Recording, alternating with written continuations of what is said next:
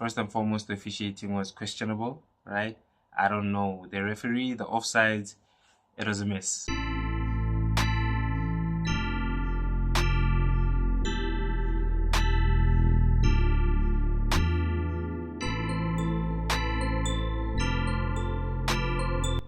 Hello everyone and welcome to today's episode of The Corner Flag. You are here with your favorite host, Deshane.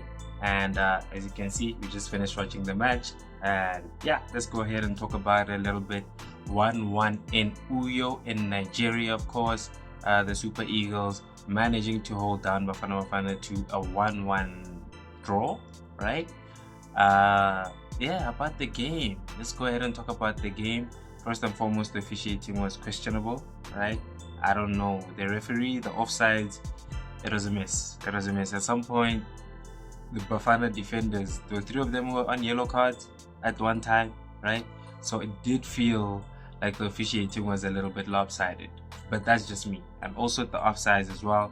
Yeah, they were very questionable. They were just very, very questionable if you ask me. And from South Africa's side, Mokoena, not the best debut, you know. For the amount of time that he had on the ball, I'm not really impressed with what it is that he did. Ngezana, on the other hand, he did good. He did very, very good, especially considering it was his debut as well. Yeah, played alongside Vala, who was a little bit shaky. Yeah, but he also did well. Also got a yellow card. So it was very good to see him as well. From the middle, I was very impressed with the midfield pairing that we carried on with as far as Pepele Sithole and Mokoena is concerned. They played very, very well. Graham Reyners as well didn't play too badly, but we didn't really see too much of him, right? Didn't really see too much of him, especially considering the quality that he has. Hola. That's so. That's so.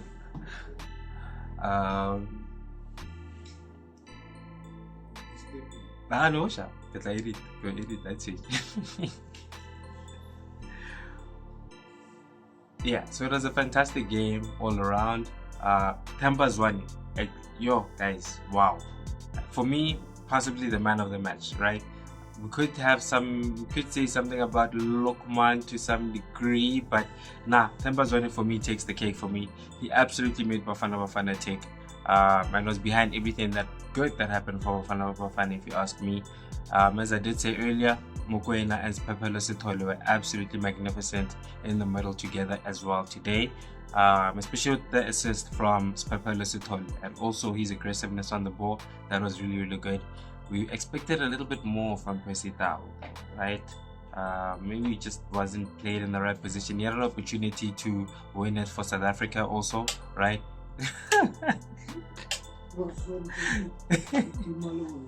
No, that's it.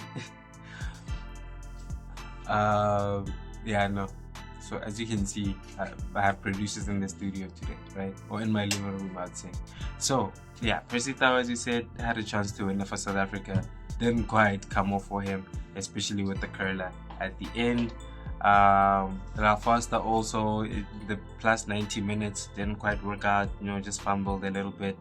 As I said, Mokoena also had quite a few opportunities, to close the game for Bafana, but unfortunately could not capitalize on those opportunities. So that was a little bit disappointing. Yeah, and from Nigeria's perspective, man, Lukman, he tried, but Mudau was on it. Mudau had a brilliant game today, kept Lukman quiet for majority of the game, so we're really, really proud of his efforts today. Didi also was very, very solid in the middle, and Iwobi was hit or miss. Hey, yeah. I mean, the goal definitely, and his through passes and his passing was fantastic. He played fantastic as a 10, right? But here and there, hey, yeah, no. But that's just football for you, right? That's just football for you. Sometimes things work out and sometimes they don't. But all around, I would say South Africa had the better of the chances. In the second half, especially after the goal when Nigeria scored, and great goal by Bishuru, right? Threw South Africa off their game plan from the get-go, right? From there, all matters, all plans were out the window after the goal. So congratulations to him. but and also the coach of Nigeria as well. I mean, he tried everything, threw on player after player after player after player, and Bruce on the other side, of course, threw on Lal Foster in the second half as well as Apollos. We tried his best also, which was really good. But Tusi Obas also got a run out as well. So yeah, it was a good game. I will say South Africa had the better of the chances, especially in the second half, although Nigeria put on more pressure, right? Nigeria definitely put on a little bit more pressure, but the clear-cut opportunities, I would say, went to South Africa. Even though they weren't able to capitalize on them, they just seemed confused in the 18-yard area, and, you know, as far as the last pass, the balls were being pinballed around. Yeah, you know. So I just think South Africa just has to work a little bit more on their finishing, especially with the fact that they had forwards that didn't necessarily play together before, right? I think that was very, very apparent.